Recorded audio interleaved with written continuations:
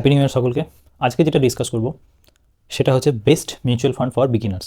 নতুন বছরের শুরু, আমাদের ইনভেস্টিং শুরু করা উচিত, কিন্তু আমরা বুঝতে পারছি না কীভাবে ইনভেস্ট করবো, কোথায় ইনভেস্ট করবো। বা যদি মিউচুয়াল ফান্ডে ইনভেস্ট করি, চারিদিকে হচ্ছে এসআইপি করো, এসআইপি করো, এসআইপি করো, বাট শুরুটা করবো কোথা থেকে?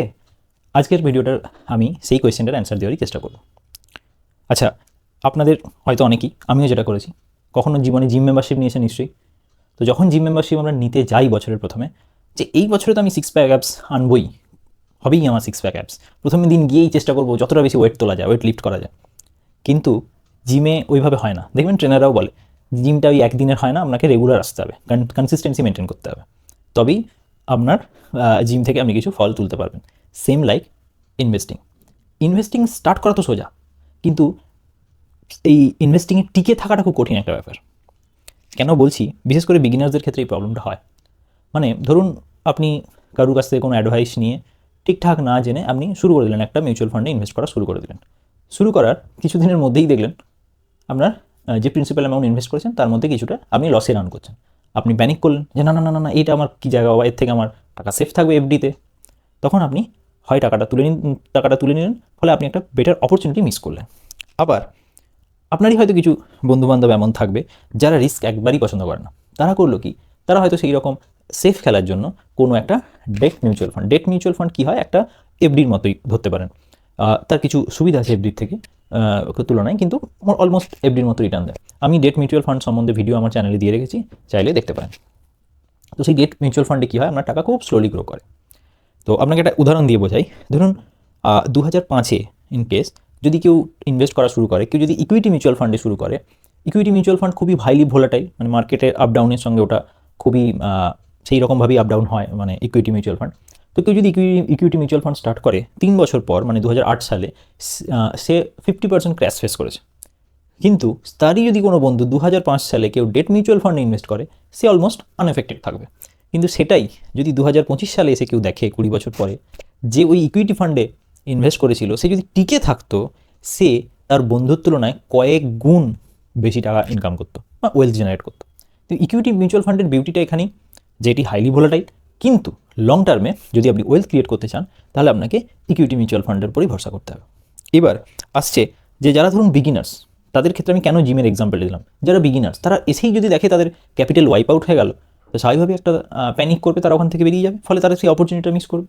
তাহলে আমাদেরকে এমন একটা ব্যালেন্স পয়েন্ট থেকে স্টার্ট করতে হবে যেখানে আমরা গ্রোথটাও পাবো, ইকুইটি মিউচুয়াল ফান্ডের মতো গ্রোথও পাবো, সাইমালটেনিয়াসলি ডেট মিউচুয়াল ফান্ডের মতো কিছুটা সেফটিও পাবো। ফলে আমরা একটা সামওয়্যার মিডল আমাদেরকে যেতে হবে। সেই ব্যালেন্স পয়েন্টটাই আজকে আমি আপনাদেরকে বলবো। সেই ব্যালেন্স পয়েন্টটাকে বলা হয় হাইব্রিড ফান্ড। হাইব্রিড ফান্ড কী হয়? হাইব্রিড ফান্ডে দুটো পার্ট থাকে। একটা সেকশন, মানে ধরুন একটা পার্ট তারা ইকুইটিতে ইনভেস্টেড থাকে, ফলে সেই পার্টটা গ্রোথ দেবে, এবং একটা সিগনিফিক্যান্ট অ্যামাউন্ট সেই পার্টটা আপনার ডেট মিউচুয়াল ফান্ডে ওরা ইনভেস্ট করে। ফলে যখন এই মার্কেট ক্র্যাশ হয় তখন কিন্তু আপনার ফান্ড, মানে আপনার যে অ্যাসেট, সেটা কিন্তু অনেকটাই সুরক্ষিত থাকে কম্পেয়ার টু দ্য কেউ যদি 100% ইকুইটি ফান্ডে কেউ ইনভেস্ট করে। তাহলে এবার এই হাইব্রিড ফান্ড জেনারেলি 3 ধরনের হয়। একটা হচ্ছে কনজারভেটিভ হাইব্রিড ফান্ড, সেকেন্ড হচ্ছে অ্যাগ্রেসিভ হাইব্রিড ফান্ড, থার্ড হচ্ছে balance advantage hybrid fund. Conservative hybrid ফান্ডে কী হয়, 20 to 25% আপনার ইকুইটিতে ইনভেস্টেড থাকে, এবং 70 to 75% ডেটে ইনভেস্টেড থাকে। ফলে I will not recommend this fund because কারণ এটার ক্ষেত্রে it is almost like that fund, যেখানে 70 to 75% আপনার ডেটেই ইনভেস্টেড থাকছে। ফলে যে গ্রোথটা আপনাকে দেবে সেটা যদি আপনি পোস্ট ট্যাক্স রিটার্ন ক্যালকুলেট করেন, খুব একটা হামারি কিছু নয়। কিন্তু সেখানে যদি অ্যাগ্রেসিভ হাইব্রিড ফান্ডের ক্ষেত্রে দেখেন, সেখানে 70 to 75% আপনার ইকুইটিতে ইনভেস্টেড থাকে। ফলে এটা একটা সিগনিফিক্যান্ট গ্রোথ দেয়। আবার ব্যালেন্স অ্যাডভান্টেজ ফান্ডেও 45 to 55% ইকুইটিতে থাকে। তো ডিপেন্ডিং আপন ইউর রিস্ক অ্যাপেটাইট, মানে আপনি কতটা রিস্ক নিতে চান, আপনি এই দুটো ফান্ডের মধ্যে চুজ করতে পারেন। যে না, আমি একটু বেশি সেফ খেলতে চাই, ঠিক আছে, আপনি ব্যালেন্সের দিকে যান। বা আপনি চান যে না, আমি একটু অ্যাগ্রেসিভ হতে চাই, তো আপনি 70 to 7 মানে অ্যাগ্রেসিভ হাইব্রিড ফান্ডের দিকে যেতে পারেন। এরপরে যখন আপনার রিস্ক অ্যাপেটাইট বাড়বে, বা ধীরে ধীরে আপনি যখন এক্সপিরিয়েন্সড হবেন মার্কেটের এই ভোলাটালিটির সঙ্গে, যে হ্যাঁ বুঝতে পারবেন মার্কেট এইরকম কখনো ক্র্যাশ করে কিন্তু আবার সেটা রিকভার করে যায়, তখন আপনি ধীরে ধীরে ইকুইটি ফান্ডের দিকে শিফট করে যেতে পারেন।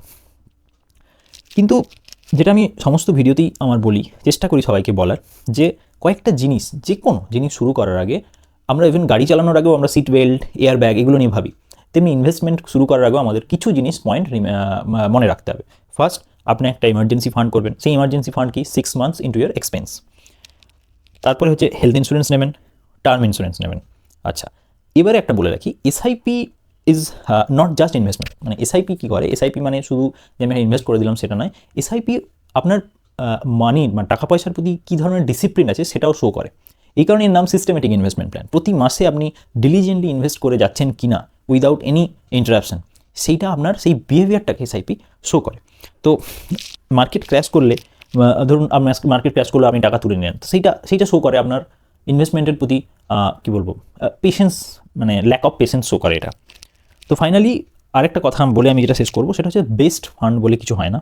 ইটস লাইক, মানে আপনি কোনো একটা পোর্টফোলিও থেকেই একবারে সেটা সবসময় একই রকম বিহেভ করবে সেরকম নয়, কিন্তু এখানে আপনাকে রেগুলার ইনভেস্টমেন্ট করে যাওয়াটা খুব ইম্পর্টেন্ট। জাস্ট লাইক জিম, যেটা আমি বলেছি যে একদিনেই আপনি 100 কিলো ওয়েট লিফট করতে পারবেন না, কিন্তু showing up is the important. Same thing ইনভেস্টিংয়ের ক্ষেত্রেও, মানে অ্যাটলিস্ট মিউচুয়াল ফান্ড ইনভেস্টিংয়ের ক্ষেত্রেও রেগুলার ইনভেস্টমেন্ট ইজ ইম্পর্টেন্ট। এটা এমনও দেখা গেছে অনেক মোটামুটি খারাপ ফান্ডেই কেউ হয়তো ফান্ড ভালো চুজও করতে পারেনি, স্টিল সে অনেক বেশি ওয়েলথ ক্রিয়েট করেছে কম্পেয়ার টু যে বারবার ফান্ড সুইচ করেছে। তো থ্যাংক ইউ, আশা করছি ভিডিওটা ইনফরমেটিভ ছিল। লাইক করবেন, সাবস্ক্রাইব করে দেবেন।